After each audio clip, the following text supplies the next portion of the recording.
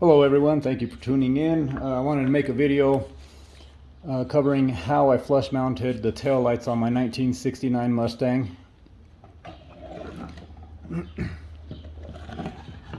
So here I have my lenses, my bezel, everything's already all taken apart. And these are actually my broken test stuff, so if I mess these up, it's no big deal. So what I got here is, so you'll see how this part of the lens is wider and it steps in and then up. This is a section that actually sticks out above the bezel, so like so. Okay. So what you want to do, or at least what I did, is I grabbed my drill bit, put in my Dremel tool, and at a high speed you want to drill, see where it comes across here, you want to go up just a little bit higher, drill your hole and stay up above that.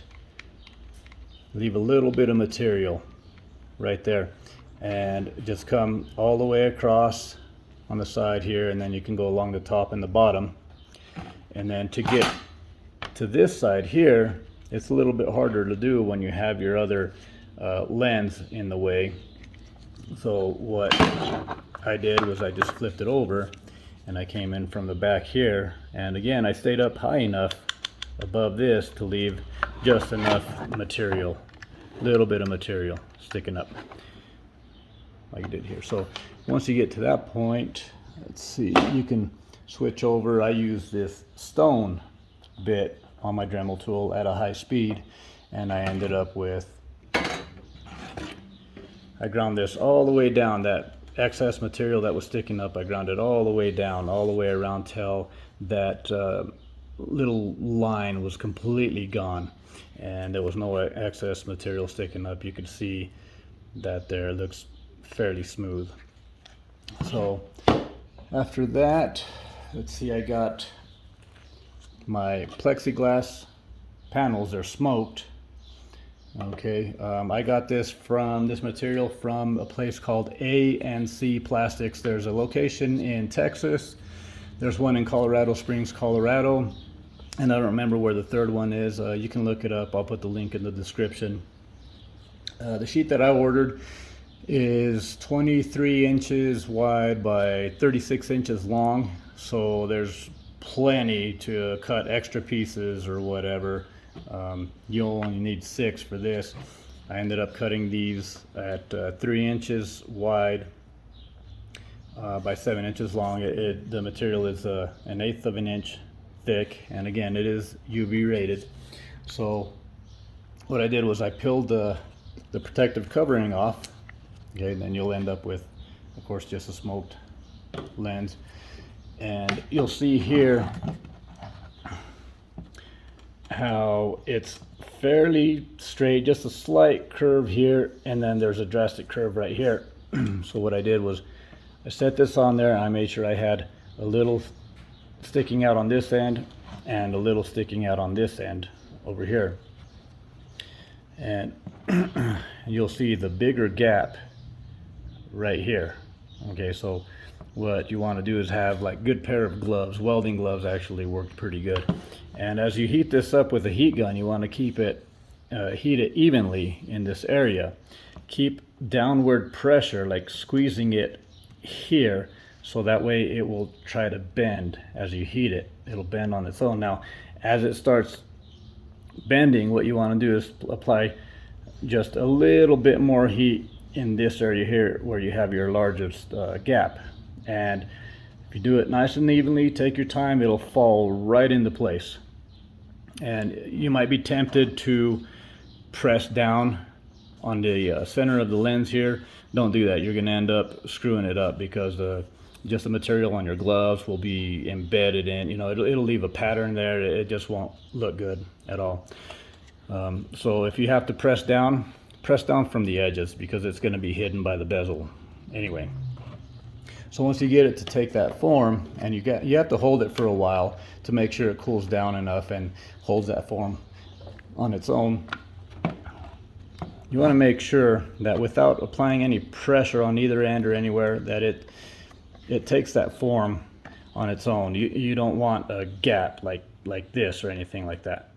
Okay, you want to make sure it's just nice and tight like this without applying any pressure to it to make it touch the edges. So once you get to that point and you have your lens, it's like I said, it's already 3 inches wide, so it'll be pretty much flush to the edges on the sides here.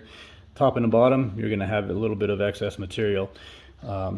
So what you're going to want to do, I'll show you the mistake that I made on this practice set right here, is you'll see how the lens itself is cut at an angle. See, I should have followed that line all the way up, okay, but I didn't. I cut it at an angle. So what you want to do is make sure you follow this line and cut it upward this way rather than at an angle. The reason you have to do that is because when you put your bezel on, if you cut at an angle, you're going to be stuck with a little bit of a gap up there. I don't like that. To me, that's just not good work. So you want a nice, clean, tight look. You want to make sure you fill up the whole inside of that bezel. Come out much nicer looking. So anyway, what I did after that is, let's see, I got this from Amazon. This sheet here, it's a auto lens repair kit from Blue Star is the brand. I got it from Amazon. Like I said, they're kind of pricey for what they are. They're like almost $12 each, at least the vendor that I got them from on Amazon. They do have some adhesive. You just peel the backing off of it, and then you can just lay this on there, and you know it's flexible, so, and it's pretty durable. So once you get that on your plexiglass, then you'll just trim the edges with a scissor or whatever, and then you just set it back on there. Make sure everything's looking good, lined up. Like I said, make sure you follow that edge and you cut upward and not inward. And once you do that, what I did was I just ran a bead of hot glue, and I had to do it kind of quick, of course, because it's hot glue. It starts to cool down pretty fast. I ran a bead on the outer edge of this, on the face of this part that I ground down. I didn't want to get too much on the inside, because then you end up with a glob, and it could show up when you turn your lights on.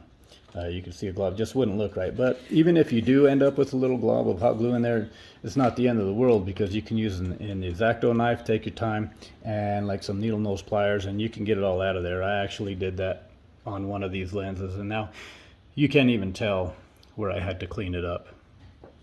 So I'm going to show you real quick what it looks like with the light behind there. So you see that nice pattern. It's got the nice square pattern. It's better than that blank sheet that I thought about using. So anyway, one more thing here. When you put your bezel on now, because you have an additional 1/8 inch of material here that's going to be hitting on the inside of the bezel, it's going to sit up a little bit higher. Now normally when these get mounted, it would be like this. The bezel would actually be touching the lens itself. Well, you can't do that now, because now you'll end up with them being slightly bowed. See that? It should be like that, but if you sandwich it all the way down like that, it's going to be crooked. So your center lens will actually stick out a little bit further, and then your outer lenses, the outer edges of that will be at an angle. Like you can kind of see that angle. It just doesn't look right. So what you're gonna have to do is get like 1/8 inch spacer and place it between the lens here and the bezel where the screw goes through. Like maybe a couple of really small washers would probably do the trick for you. And then so that way it ends up nice and straight.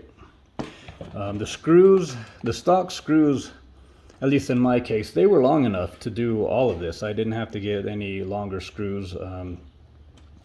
That may or may not be the case for you.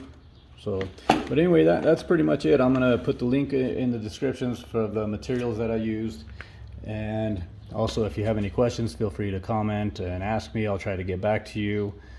I think that pretty much covers it. Good luck to you if you try to do this.